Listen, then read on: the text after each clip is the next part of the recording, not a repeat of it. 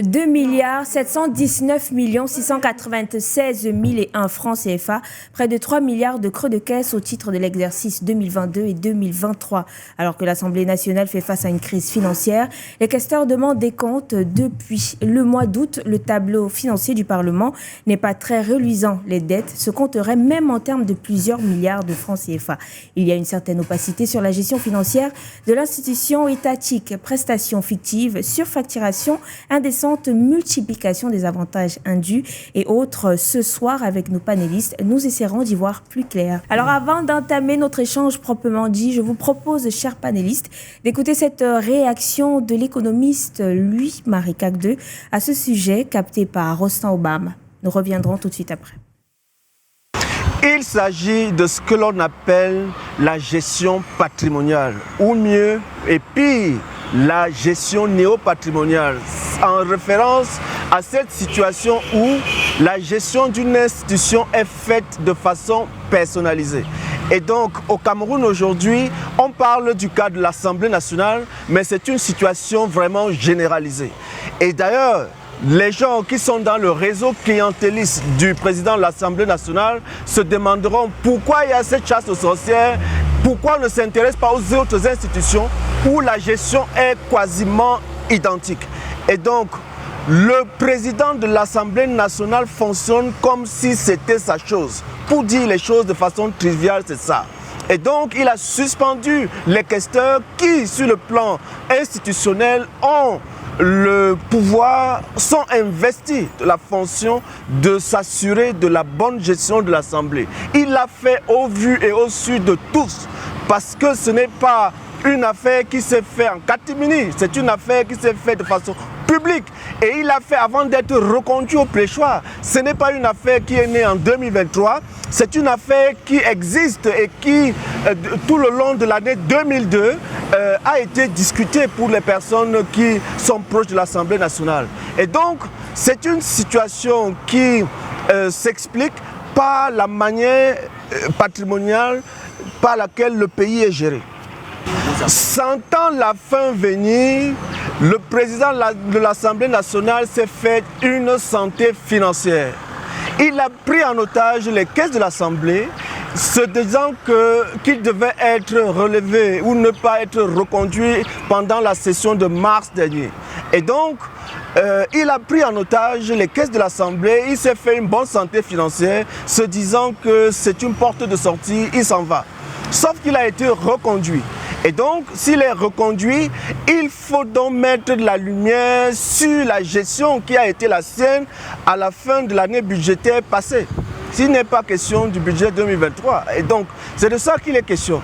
Quand il a remis toute la gestion de l'Assemblée entre les mains de son directeur de cabinet, puisque lui-même semble n'être plus complètement capable de gérer la structure, il a suspendu ou bien encore fait relever de ses fonctions le secrétaire général. C'est tout ça qui ne marche pas à l'Assemblée nationale. Tant que le secrétariat général ne fonctionne pas et que l'unique institution qui fonctionne, c'est le cabinet du président de l'Assemblée qui s'occupe de tout, alors il n'y aura pas amélioration de la situation. Sur le plan institutionnel, l'Assemblée doit rentrer dans son fonctionnement normal, à savoir que tous les départements fonctionnent et que chaque département assume ses responsabilités. Et donc, je vous parlais à l'instant du secrétariat général qui doit s'occuper de l'administration. Je vous parle également de ces questeurs qui doivent rentrer dans leurs fonctions. Et donc, si c'est fait, il n'y a pas de raison que les écarts soient aussi importants à l'Assemblée. Rappelons qu'il n'y a pas un seul questeur, il y en a 4. Ce qui veut dire que les dispositions ont été prises pour que le travail parlementaire se passe de façon bonne, c'est-à-dire ce qu'on appelle la bonne gouvernance. Malheureusement, ces 4 questeurs ont été neutralisés et leur fonctionnement est simplement inopérationnel. Et donc, on voit là un cas typique qui doit interpeller les Camerounais sur la façon par laquelle le pays fonctionne et ce qui nous attend par la suite. Nous devons mener des combats pour sortir de la gestion patrimoniale et faire en sorte que les institutions soient gérées de façon conforme aux normes de gestion, ce qu'on appelle la bonne gouvernance. Tant tant qu'on ne le fait pas et que chacun cherche à entrer dans un réseau de clientèle, alors on sera dans un pays où finalement on aura non pas simplement un seul dirigeant, même si Paul Biya s'en va, mais chacun s'accrochera sur son bout et sur son morceau. Il y aura des guerres de tranchées parce que chaque réseau de clientèle défendra son réseau pour continuer à avoir le contrôle de l'institution soumise à leur gestion et ça ne pourra pas fonctionner. Et donc, dans tout ça, c'est le peuple camerounais, c'est la population qui en souffre. C'est la population qui manque de quoi manger. Ces gens s'enrichissent de façon folle et la population s'appauvrit également de façon exponentielle. À nous de couper la tête à ces élites et de faire en sorte qu'elles soient renouvelées et que le pays soit géré conformément aux règles de l'art. Alors, vous avez écouté l'économiste Louis-Marie Cagde. Ça m'amène à vous demander, lorsqu'on jette un regard un tout petit peu sur le paysage institutionnel au Cameroun, est-ce que la gestion des finances publiques se fait en toute transparence, de manière générale, Suzanne Kalalobé? Mais vous l'appelez économiste, c'est un bien grand mot. C'est un bien grand terme, parce qu'il n'est pas économiste. Il est dans une différente pour critiquer la gestion actuelle des finances publiques. Personne ne peut le lui interdire, mais ce n'est pas un économiste. Parce qu'un économiste doit nous démontrer dans quel sens ces finances publiques sont détournées de manière structurelle et en quoi est-ce qu'elles ont une incidence sur l'économie publique. C'est pas ce qu'il dit. Il accuse des gens d'avoir détourné de l'argent, d'avoir utilisé l'argent public comme ils le voulaient, sans forcément le démontrer. Et c'est un problème. Le problème, si vous voulez, c'est que dans notre pays, on a trop tendance à donner la parole à ceux qui sont contre ou à ceux qui sont pour. Mais on doit comprendre comment fonctionnent les finances publiques. On doit comprendre comment fonctionnent les finances publiques avant de les mettre en exergue. Moi, je suis un peu désolée de réagir à des propos comme cela. Ah non, je ne vous demande pas forcément de réagir. Non, ça me semble un peu léger. Mais si vous accusez des parlementaires, Suzanne, de ne pas faire état... Avant de revenir au cas, j'aimerais qu'on aille... Je suis dans le fond du problème. Vous nous avez fait écouter quelqu'un qui prétend dire des choses... Avant de revenir sur le cas de l'Assemblée attendez, Amadine. Suzanne. Il prétend dire des choses sur l'économie nationale, sur lesquelles il ne revient même pas pour nous éclaircir. Selon vous, c'est mon point de vue. Ça me dérange. Il dit qu'il est économiste. Un économiste doit développer. Je ne suis pas pour ou contre, mais il doit développer. D'accord. Avant qu'il ne s'attaque, oh, ils ont volé, oh, ils ont fait ceci. Et je ne suis pas d'accord.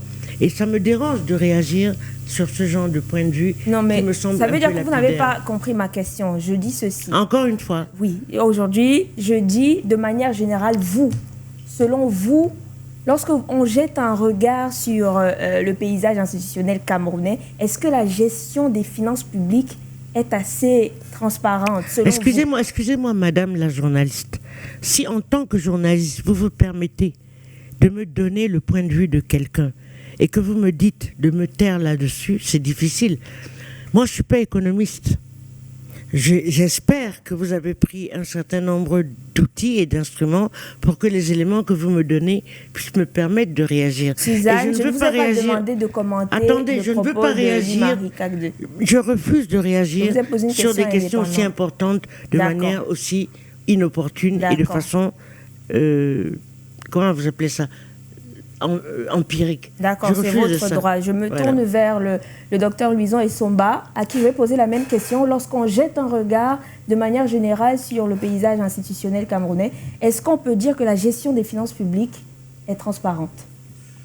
Écoutez, affirmer de manière péremptoire qu'une gestion des finances publiques est transparente dans un contexte comme celui-ci, marqué par des détournements, marqué par des phrases que nous avons vues à partir de la 4Gate, nous avons vu Covid-Gate. Donc, vous voyez donc qu'il est absolument difficile de croire que tout peut se faire de manière transparente. Maintenant, ce que je voulais relever, c'est que, vous savez, le Parlement camerounais est structuré autour des deux chambres.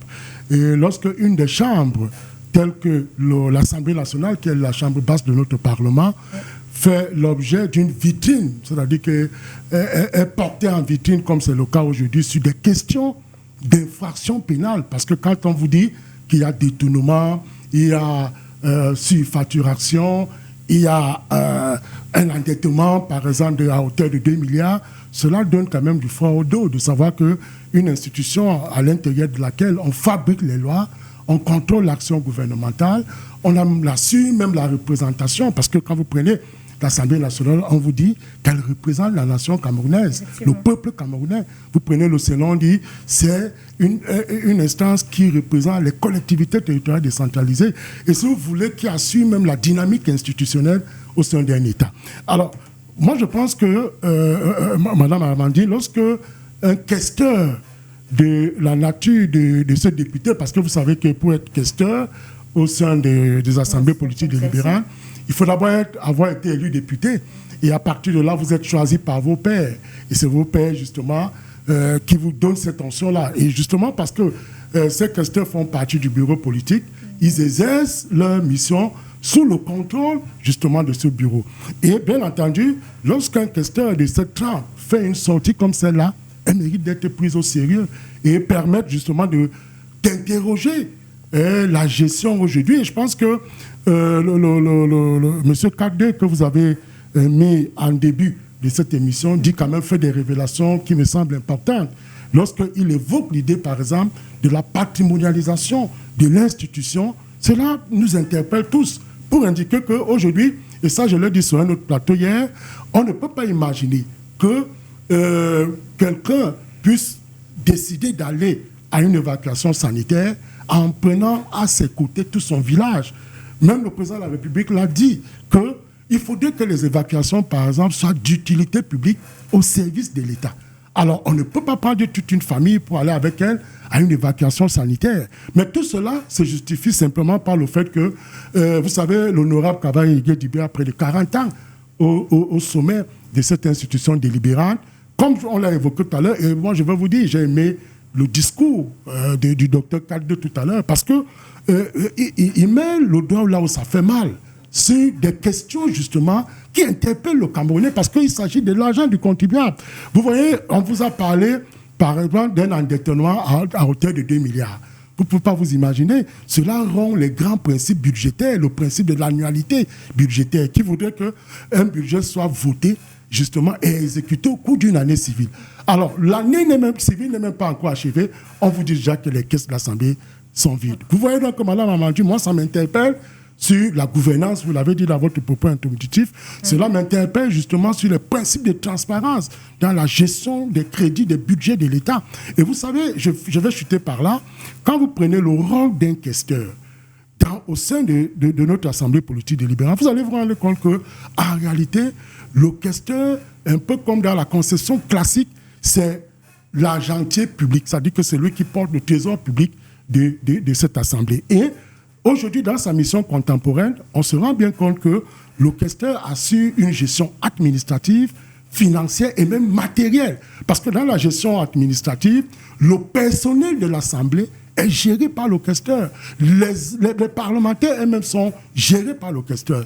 Vous prenez la dimension financière, les crédits sont préparés, le budget, tout cela sont préparés justement sous l'autorité du questeur qui veille justement à l'exécution de ce budget. Donc, au niveau matériel, vous savez que les biens logistiques ou bien les moyens logistiques qui sont conçus au niveau de l'Assemblée nationale sont effectivement gérés par les questeurs. Donc, c'est pour dire quoi? C'est pour dire, Madame Amandine, que une sortie comme celle du questeur de l'Assemblée nationale devrait nous interpeller tous dans la gestion de notre institution parlementaire.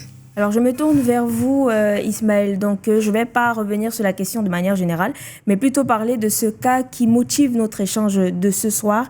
Êtes-vous d'avis avec Louis-Marie Kadé, économiste que nous avons eu en début de cet échange, et le docteur Louison Essomba, qui a un certain clientélisme qui s'est installé au sein du Parlement?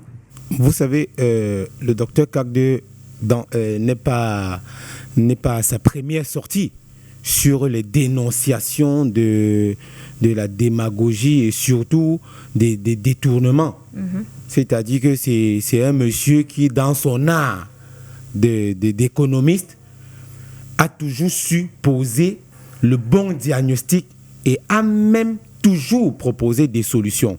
Alors, quand le docteur Louis-Marie Cagde, qui est mon camarade d'ailleurs, quand il revient sur la sortie, parce que disons, il revient sur la sortie de l'honorable Kamsouloum.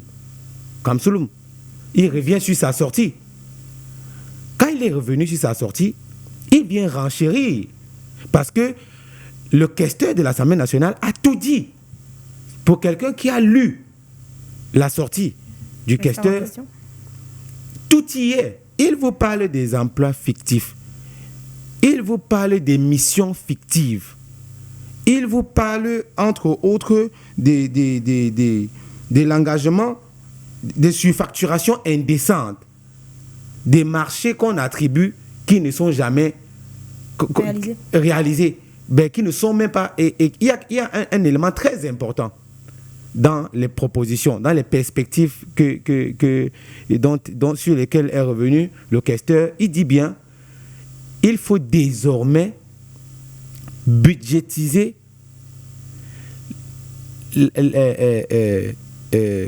il appelait ça quoi, les salaires des employés de l'Assemblée nationale. Donc il y a un flou autour de l'assiette salariale des députés, du personnel de l'Assemblée nationale. C'est-à-dire, c'est le PAN qui décide de combien on va payer et de quand est-ce qu'on va payer. C'est-à-dire que quand on prépare le budget de l'Assemblée nationale, à leur niveau, on ne connaît pas ce sera quoi la masse salariale annuelle de l'Assemblée. C'est au cours de l'année que ça se décide, et c'est pour ça, comme le docteur Luison et son bien de le dire tout à l'heure, en cours de mandat, on vous dit que les caisses sont vides parce qu'effectivement, il y a eu une gestion calamiteuse des fonds publics. Et il faut rappeler aux uns aux autres, l'argent qui se brasse à l'Assemblée nationale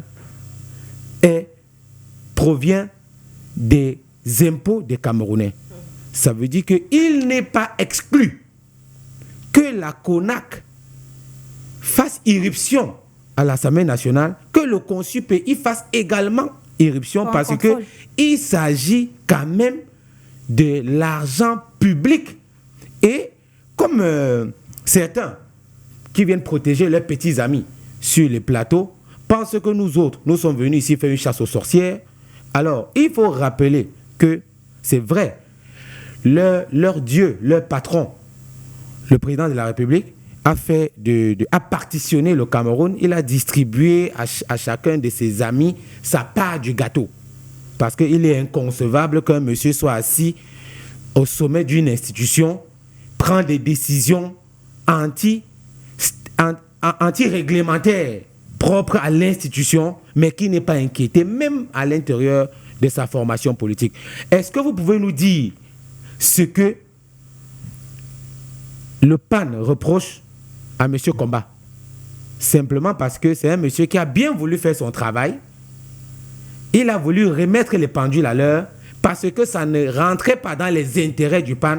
Alors, expliquez-nous alors, comment est-ce que, je prends un petit exemple, depuis plus de 15 ans, on a un député comme l'honorable Jean-Michel Nitieux, qui n'a jamais, dont le nom n'a jamais figuré dans une liste des personnes qui devront aller en mission. Il n'a jamais fait une seule mission à l'Assemblée nationale. Une seule. Or, il y en a qui par an peuvent aller en mission 20 fois. Et ça dit qu'ils sont très rentables par rapport à lui. C'est-à-dire qu'à l'Assemblée nationale, on n'écoute pas ceux qui sont là pour faire le travail qu'il faut. Sinon, expliquez-nous comment également, c'est le directeur du cabinet du PAN qui gère l'Assemblée nationale. Ça, c'est une grosse incongruité, et c'est des choses qu'on ne peut voir qu'au Cameroun. Et les personnes qui, dans cette vie, soutiennent ce genre de choses, parce que ça ne cadre pas avec leurs intérêts, qu'ils sachent qu'ils auront rendez-vous au tribunal de l'histoire.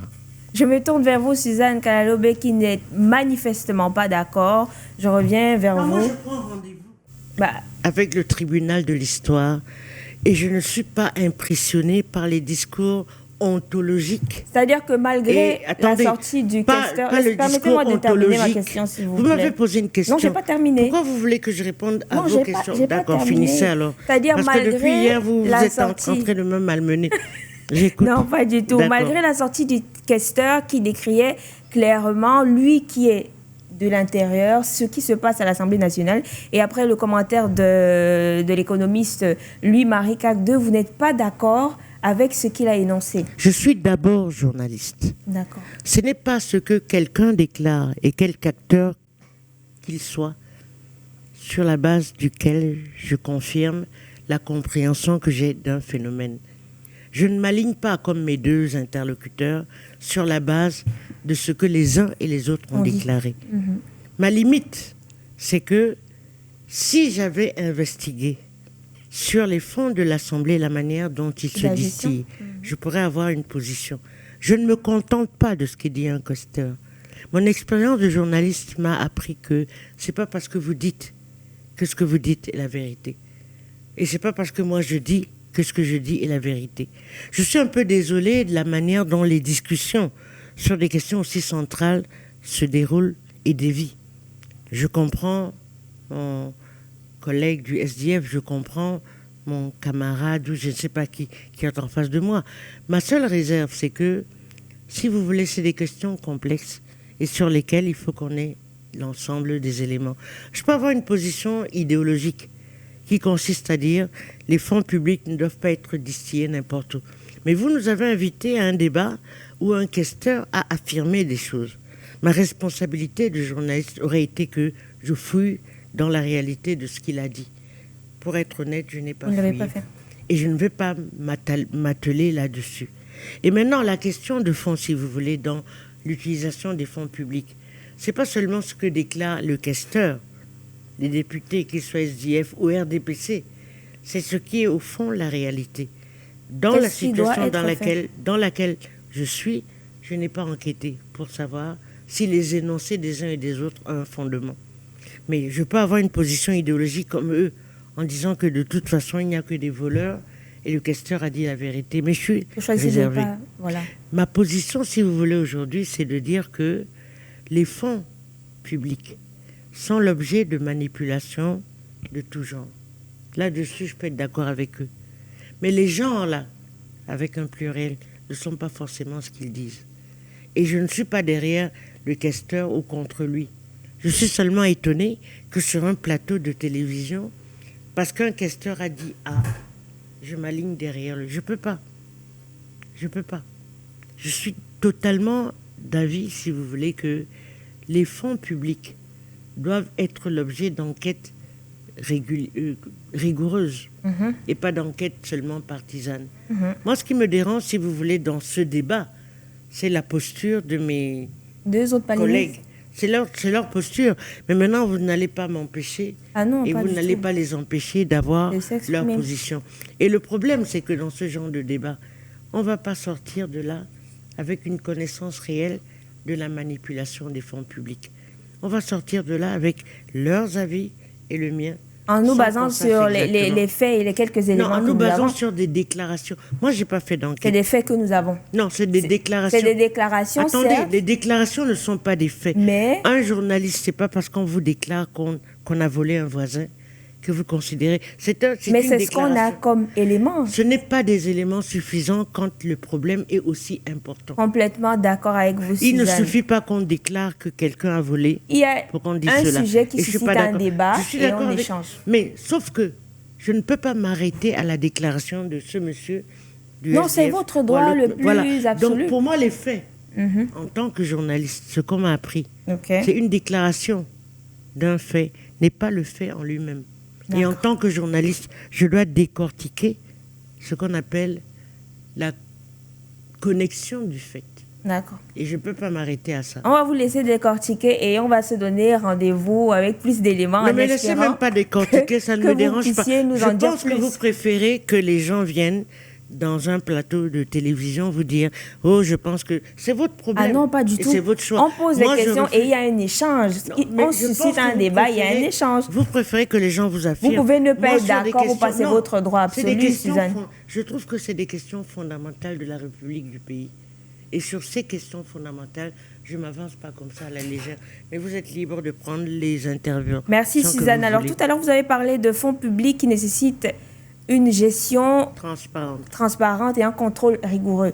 Ici, on parlerait de plusieurs années sans contrôle au niveau des fonds alloués à l'Assemblée nationale. Est-ce qu'il n'y a pas là une volonté quelque part de manquer de clarté? Je ne sais pas comment formuler ça sans être, sans fustiger l'institution, mais on parle quand même de 3 années où il n'y a pas eu de contrôle. Docteur Luison et son bas. Madame Amanda, je pense que Amandine, c'est ça, non? Amandine. Alors, quand vous mettez en début une sortie d'un économiste comme lui, Roger Cagde, qui est monsieur talentueux, et qu'on veut balayer cela d'un revers de la main, c'est comme remettre en cause également votre émission. Parce que je vais vous dire une vérité. Aujourd'hui, lorsqu'on utilise les fonds publics, l'un des sacro-saints principes, la contrepartie de cela, c'est la mise en place d'un contrôle. Et généralement, on a les contrôles qui peuvent être administratifs et des contrôles qui peuvent être judiciaires. Bien évidemment, vous vous rappelez que à la sortie de cette affaire, le président de l'Assemblée nationale lui-même a mis en place une commission d'enquête. Exactement. Il a rassemblé les 4. Voilà, il a reçu les 4 questeurs. Voilà, il a reçu les 4 questeurs. Et à la suite de cela, normalement, dans un véritable pays de droit, on aurait pu ouvrir une enquête judiciaire. C'est vrai qu'on va vous dire que les députés bénéficient d'une immunité de juridiction ou d'une immunité de fonction, mais là, c'est quand même assez grave. Ce sont des infractions pénales. Je reviens encore sur cette qualification-là. Vous voyez, c'est suffisamment exagéré parce que quand on vous parle d'un endettement de 2 milliards et que, je l'indiquais encore tout à l'heure avec force et vigueur, on a encore quelques mois en face, il faut payer les salaires de tous ces gens-là. Ça va devenir extrêmement compliqué. Donc moi, je pense que dans un État qui fonctionne bien, le contrôle devient un élément fondamental. C'est-à-dire qui permet justement d'assurer la bonne gouvernance, la transparence dans la gestion des affaires publiques. Parce que je veux vous indiquer que si aujourd'hui, il n'y a pas de contrôle, bien évidemment, contrôler, c'est quoi? C'est surveiller. C'est suivre. C'est surveiller, c'est suivre, et que cette surveillance soit assortie au final d'une sanction lorsque ça n'a pas été bien fait. Lorsque, justement, ce n'est pas conforme à la légalité ou à la régularité budgétaire. Donc, ce qu'il faille dire aujourd'hui, c'est que le sujet fait mal, parce que je l'ai indiqué tout à l'heure, cela fait mal parce que c'est quand même l'Assemblée nationale qui, en termes d'exercice du pouvoir, est le deuxième organe de l'État après l'exécutif. Ça veut donc dire que quand vous regardez tout ce qui se passe, cela revient à ce que je redisais tout à l'heure. Si on peut améliorer notre système démocratique, je pense qu'il ne faudrait plus laisser des gens aller au-delà des 10 ans à des postes, même si ce sont des postes électifs. Parce que quand on a déjà fait plus de 10 ans à ces postes électifs, on devient contre-productif. Et cela fait de sorte que ça se voit aujourd'hui. Le président de l'Assemblée nationale dirige cette Assemblée comme une épicerie, comme une maison, comme sa propre maison. Et c'est ce qui n'est pas bien. Parce que, par un moment donné, on confond l'argent des caisses de l'État et son propre argent. Et c'est ce qui gêne. Moi, je veux vous dire aujourd'hui que la théorie de l'État de droit, ça rime justement à des questions de contrôle. C'est pourquoi là, vous avez posé cette question qui est pertinente. Il faudrait donc qu'on contrôle et que ce contrôle soit assorti des sanctions sévères pour éviter ce que nous sommes en train de voir. Parce que mon ami du SDF voilà, disait tout à l'heure, et ça je suis d'accord avec lui, c'est-à-dire que si on peut laisser une gestion se faire de la manière libre, c'est-à-dire que si vous voulez, tout d'un libertinage. Sans contrôle. Mais bien, 3 années, c'est exagéré. Je vous ai indiqué que le contrôle est annuel. Parce qu'un des principes, justement, de l'exécution budgétaire, c'est que le contrôle se fasse chaque année. C'est-à-dire que, parce que quand on vote un budget, le budget doit être exécuté au cours d'une année civile. Et bien entendu, l'exécution donc est assortie à la fin d'un contrôle. C'est la raison pour laquelle, quand vous avez des prévisions de 100 francs pour une année, et qu'au 8e mois, les 100 francs soient achevés, le législateur a prévu ce qu'on appelle la loi de règlement, pour essayer de voir dans quelle mesure il faut voter une nouvelle loi pour compléter, afin que l'année civile s'achève de bonne manière. Donc moi, je reste dans la logique de ce que 3 ans sans contrôle, c'est justement un peu comme un vélo qui va rouler sans guidon. Et cela traduit l'état d'avancement ou de décrépitude de notre pays en termes de gouvernance. Donc moi, je pense qu'il faut rester donc dans la logique des contrôles. Parce que s'il n'y a pas le contrôle, en réalité, on va avoir droit à toutes ces frasques que nous sommes en train de vivre aujourd'hui. Et cela va davantage encourager à ce que les gens piochent dans la fortune publique de l'État. Excusez-moi Ismaël, avant de vous donner la parole, je reviens vers vous. Suzanne Kalalobé, 3 années quand même sans contrôle. Tout à l'heure, vous avez parlé de la rigueur qui devra accompagner la gestion des fonds publics d'un État. Qu'est-ce qui peut justifier ces non-contrôles-là? Amandine, moi je ne suis pas dans le formalisme comme mon collègue en face de moi. D'accord. Je n'énonce pas des normes sans savoir dans quel contexte socio-anthropologique je suis. Ici, sur un plateau de télévision, chacun doit vous dire il faut 3 années, il faut 4 années. Je ne suis pas là-dedans. Je suis dans la réalité socio-anthropologique du Cameroun, de la gestion des fonds. Et je vous répète que les énoncés que eux deux me donnent, personnellement, je ne les ai pas vérifiés. D'accord. Je leur accorde le bénéfice du doute. En tant que journaliste rigoureuse, je préfère aux dénonciations intempestives m'attaquer au fond du problème. Ça, c'est d'un. De deux, je préfère aux impératifs normatifs comme ceux qu'ils disent, il faut faire comme ci, il faut faire comme cela, comprendre dans quel système nous sommes. Je ne félicite pas la gestion opaque ou oisive.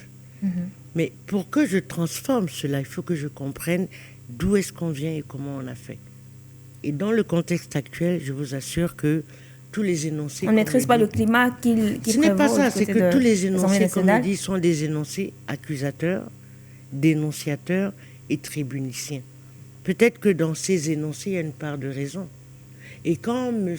Essomba, en face de moi, me dit que c'est parce qu'il y a une lassitude, je ne suis pas d'accord avec lui.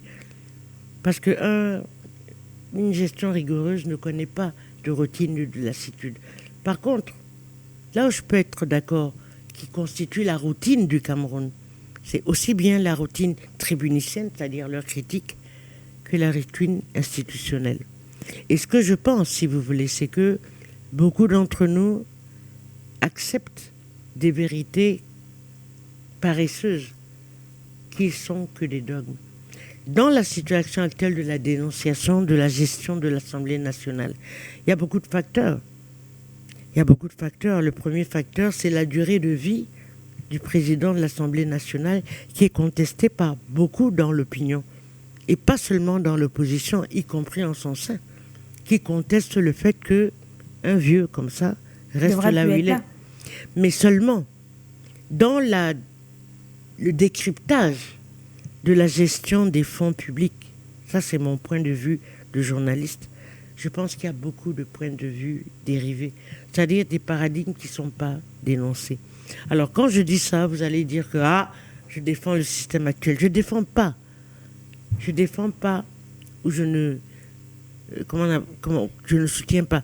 Mais ce que j'aimerais, c'est que sur des questions aussi cruciales, on ait une transparence équilibrée qui nous permette de mettre en avant et de laisser à nos générations des critères de gestion de la finance publique qui leur permettent d'avancer. Or, les discours que j'entends, ce n'est pas c'est pas ce à quoi je crois. Ismaël? Moi, je tombe toujours des nues à chaque fois que j'entends Suzanne. C'est tellement parce que ces gens qui gèrent aujourd'hui, peut-être ce sont des anciens amis ou bien je sais pas trop quoi. Eh ben, j'ai pas terminé. J'ai pas terminé. Non, je refuse que vous me coupez. Mais je refuse le parti pris. Non, écoutez. Attendez, monsieur, s'il vous plaît. C'est votre droit. Laissez-moi également. Non, Suzanne, je vous en prie. Non, je dis non. Suzanne, on reviendra à vous, Suzanne.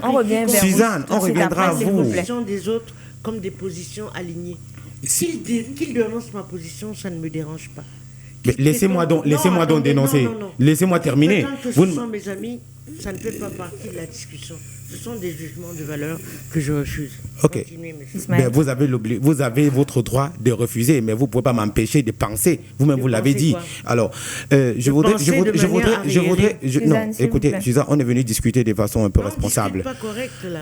Non, nous ne sommes pas venus nous amuser ici. Je dis ceci, d'accord? Il y a une réalité. Quand l'honorable Kamsouloum fait sa sortie, il ne fait pas une chasse aux sorcières. Parce qu'il a posé le problème. Il a commencé par poser le problème et après, il a apporté des solutions. Après avoir apporté les solutions, parce que ce n'était pas des éléments. Des propositions de solutions. Pas des propositions. Ismaël, il a clairement énoncé dans son discours que il faut faire la budgétisation de la masse salariale de l'Assemblée. Il faut procéder à la budgétisation des primes de certains avantages statutaires. Il a clairement énoncé. C'est-à-dire il a assigné des missions aux différents démembrements de l'Assemblée. Il a demandé notamment aux comptables matières de faire attention, de faire l'évaluation du matériel qui est là et à tous ceux qui vont, et à des différentes commissions, ceux qui se chargent du matériel dactylographie ou de la sténo, quoi. Alors, assurez-vous que quand vous allez acheter le matériel, vous achetez un matériel qui rime avec la technologie d'aujourd'hui. C'est-à-dire, il a posé des solutions claires. C'est-à-dire que si on vous donne l'argent pour acheter, pour doter l'Assemblée des ordinateurs, par exemple, n'allez pas nous chercher des Pentium 8. Allez nous chercher des Macintosh. Allez nous chercher des Mac et vous nous ramenez ici. Parce que c'est ça qui cadre avec la... Non, il faut qu'on soit un peu sérieux. On n'est pas venu ici faire la critique. Nous ne critiquons pas, comme le dit Suzanne. Nous apportons des éléments pour étayer la sortie du questeur. Le PAN a mis en place une commission d'enquête que nous avons appréciée. Mais c'était encore nous mettre de la poudre aux yeux. Dites-vous que le président de cette commission d'enquête est le premier vice-président de l'Assemblée nationale, qui est en outre le président de la commission des passations de marché de l'Assemblée nationale. De qui se moque-t-on finalement? De qui se moque-t-on? Donc on vous demande de venir vous contrôler vous-même. Vous êtes président d'une commission qui est censée contrôler ce que vous avez fait. Non, soyons un peu sérieux. Et quand nous allons nous le dire, nous ne sommes pas en train de critiquer, nous ne donnons pas des positions tranchées. C'est un constat. Est-ce que constater que, après la dénonciation de l'honorable Kamsouloum, constater que le président de la commission d'enquête est le premier vice-président de l'Assemblée nationale et qui est par ailleurs le président de la commission de passation des marchés. Donc selon vous, c'est une enquête déjà complètement biaisée. Non mais écoutez, il y a quelle rationalité dans cette histoire? C'est pour ça que j'ai dit au départ qu'il fallait qu'on invite la CONAC et le CONSUP à l'Assemblée nationale pour voir effectivement ce qui s'y trouve. Les entités externes comment vous comprenez que l'Assemblée nationale, deuxième institution étatique, on a les députés qui ont eu leur salaire du mois d'août en septembre. Et aussi, c'est des gens qui ont des enfants qui vont à l'école. Ils ont leur train de vie. Ils ont leur salaire d'août en septembre. Et quand ils vont soutenir, quand les véritables députés parmi eux vont comprendre dans la douleur des enseignants depuis ces années qui sont passées, vont commencer à dénoncer également ou bien à soutenir les mouvements, on va les traiter des critiques. On va dire que c'est des personnes qui critiquent sans avoir fait des recherches approfondies. Non. Il y a des sujets sur lesquels les résultats nous sautent aux yeux. D'accord? Il faut qu'on soit un peu sérieux sur ce plateau. C'est pour ça que nous sommes venus ici. Si la gestion de l'Assemblée nationale, la gestion financière à l'Assemblée nationale est déjà assez calamiteuse, Que dire de la gestion du gouvernement? Puisque la gestion de l'Assemblée nationale devait être la lumière de celle que nous vantons à l'extérieur et par ailleurs, en commençant par le gouvernement. Quand le ministre des Finances va arriver là-bas, quand vous allez commencer à interroger les ministres sur leur budget, est-ce qu'ils vont vous prendre au sérieux? Parce que vous-même à l'intérieur, c'est du gros n'importe quoi. Donc quand le questeur, parce qu'il faut que l'on comprenne, qui a fait la sortie? Qu'est-ce qu'il représente pour l'institution? Qui a fait la sortie? C'est-à-dire, c'est l'agentier de l'Assemblée nationale qui vous dit que les fonds sont mal gérés. Est-ce que le dire, c'est parce que on déteste le PAN ou bien parce qu'on devient un ennemi de la République? Non.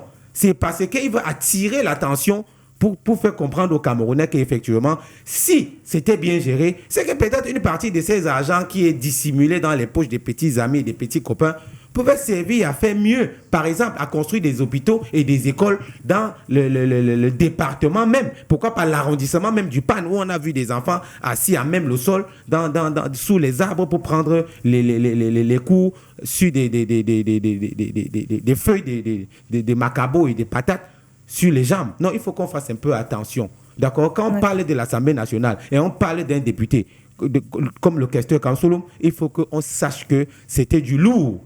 Et quand il est sorti, j'ai dit, il n'a pas fait une chasse aux sorcières. Il a posé le problème. Il n'a pas dénoncé pour dénoncer. Il n'a pas fait des critiques. Il a posé le problème de la gestion financière au sein de l'Assemblée nationale. Il a énoncé les solutions et il s'est projeté. Donc, il faut que... C'est ce que les gens devraient retenir. Et j'invite donc ceux qui sont avec nous sur le plateau, qui n'ont pas lu sa sortie, d'aller encore s'y ressourcer avant de revenir. Peut-être qu'on aura un nouveau plateau où tout le monde sera au même niveau d'information, parce que j'ai comme le sentiment que le plateau est déséquilibré parce que nous n'avons pas tous, nous ne sommes pas tous au même niveau de l'information. Je ne reviendrai pas sur les allégations de mon collègue, parce que dans ces allégations qui pensent être des démonstrations, il y a beaucoup d'accusations où il se prévaut d'avoir la science infuse dans la compréhension. Moi, j'ai objecté 3 choses. La première chose, c'est pas parce qu'un questeur, qu'il fût député ou pas, a dénoncé des travers que je prends ça pour argent comptant. Ça, c'est ma première objection. En tant que journaliste. Un questeur qui a quand même travaillé sur le rapport actuel qu'on dénonce actuellement. Mon obligation, c'est pas parce qu'un journaliste ou quelqu'un me déclare. Depuis que je travaille comme journaliste, je me suis jamais fié aux seules déclarations des tribuniciens. Ça, c'est une première chose. Et donc, je les prends jamais pour argent comptant. C'est ce que j'ai objecté au départ, en disant que c'est pas un dossier sur lequel j'ai moi-même personnellement enquêté. Oui. La deuxième chose, si vous voulez, je le comprends, c'est qu'ils prennent toutes ces... Comment on appelle ça ? Toute son envolée à dénoncer. C'est normal. Il est du SDF. La troisième chose, c'est que je n'ai jamais contesté qu'il faille critiquer, excusez-moi, je n'ai jamais contesté qu'il faille critiquer, dénoncer et même fustiger. Je ne suis pas dans ces questions-là. Ce que je cherche, c'est que sur une question aussi centrale que cette utilisation des fonds publics, on ait des éléments, je ne sais pas, un peu consistants. Mais c'est comme si vous nous disiez que si demain la CONAC fait un contrôle dans une institution, il faudrait remettre en question c'est le contrôle de la CONAC parce que vous n'avez pas tous les éléments. Vous êtes journaliste. Alors que cette institution-là a pour rôle je suis journaliste. Et en tant que journaliste, c'est pas parce qu'on me déclare que je dois prendre ce qu'on me dit pour argent comptant. Et en tant, excusez-moi, je vous ai pas interrompu. Et en tant que journaliste, le tien nous tend par la gorge. Attendez. Et voyez, s'il vous plaît, s'il vous plaît, Ismaël. Le temps nous tient par la gorge. Le temps nous tient par la gorge. Attendez, vous voyez, c'est ça l'absence de pluralisme. S'il vous plaît, je vais donner la parole au docteur Louison Issomba pour un dernier mot avant de conclure cette émission. Oui. Maintenant, je pense que celui qui fait ces révélations n'est pas Issomba. C'est un député de la nation qui est questeur, qui a la qualité d'un questeur.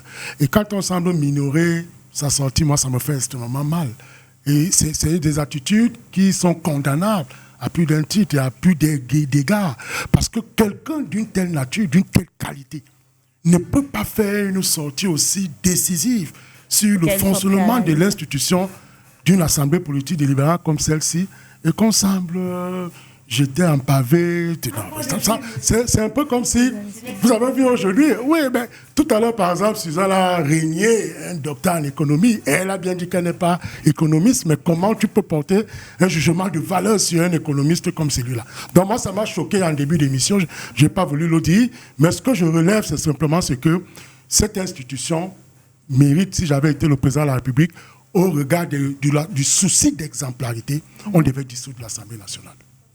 Merci à vous, chers panélistes. Malheureusement, comme à l'accoutumée, les sujets, on n'a pas assez de temps pour en parler ici.